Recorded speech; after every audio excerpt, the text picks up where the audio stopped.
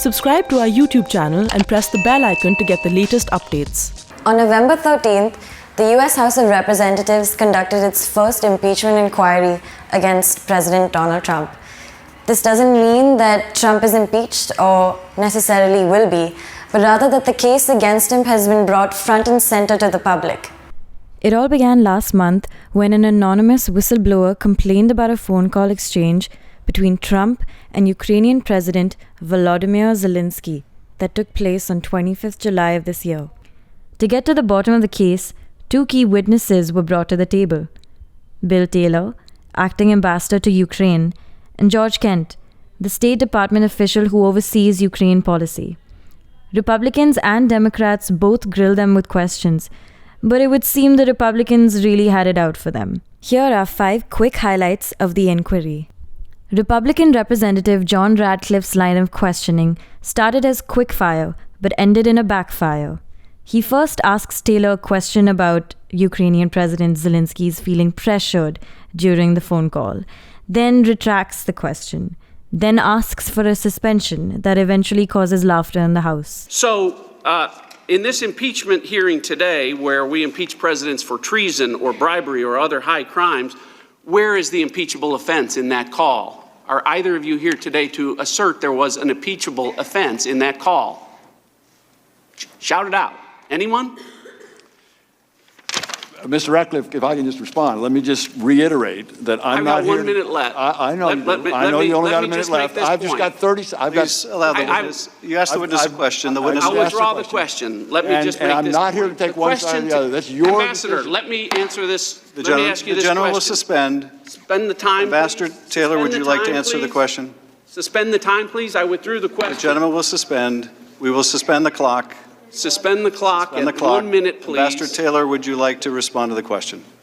Mr. Ratcliffe, I would just like to say that I'm not here to do anything having to do with to decide about impeachment. That is not what either of us are here to do. This is your job. Will you restore, Thank you, Mr. Chairman. Restore time to the clock to 1 minute. No, but you may continue 22 seconds. Fine. Mr. Ambassador, Taylor dropped an information bomb during the hearing that was not mentioned in his earlier testimony. Apparently, one of his members of staff overheard Gordon Sandlin, ambassador to the European Union, talking to Trump on the phone after he asked about the investigations. Mr. Yermak, following that meeting, in the presence of my staff, at a restaurant, Ambassador Sandlin called President Trump and told him of his meetings in Kyiv. The member of my staff could hear President Trump on the phone asking Ambassador Sandlin about the investigations. Ambassador Sandlin told President Trump the Ukrainians were ready to move forward.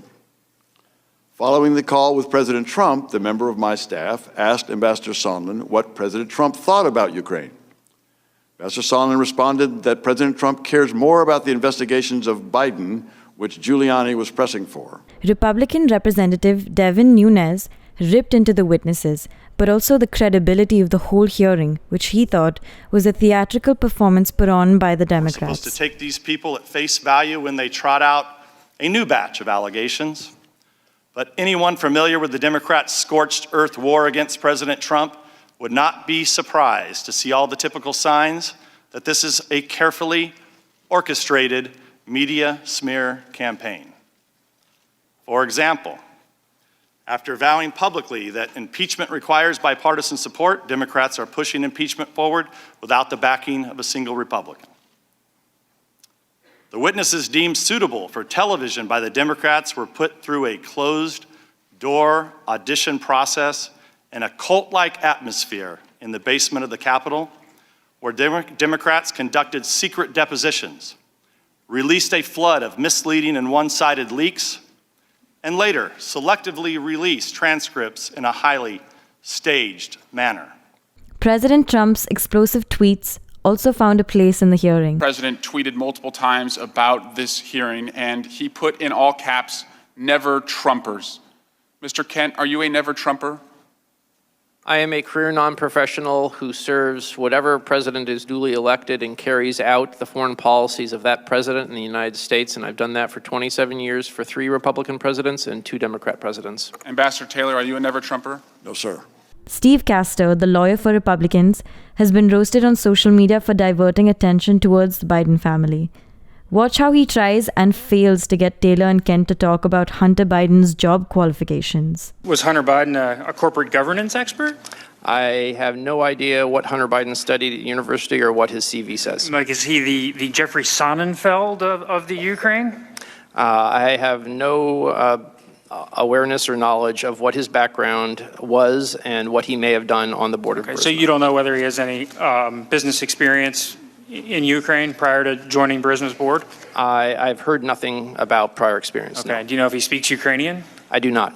Instead of focusing on whether Donald Trump used Ukraine to find dirt on a political rival, the Republicans chose to refocus their attention on the Biden family. What's interesting is that, according to a poll, only a small majority of Americans actually want the impeachment inquiry to be carried forward. This is Krishnankutty reporting for ThePrint. Do subscribe to our YouTube channel for more videos.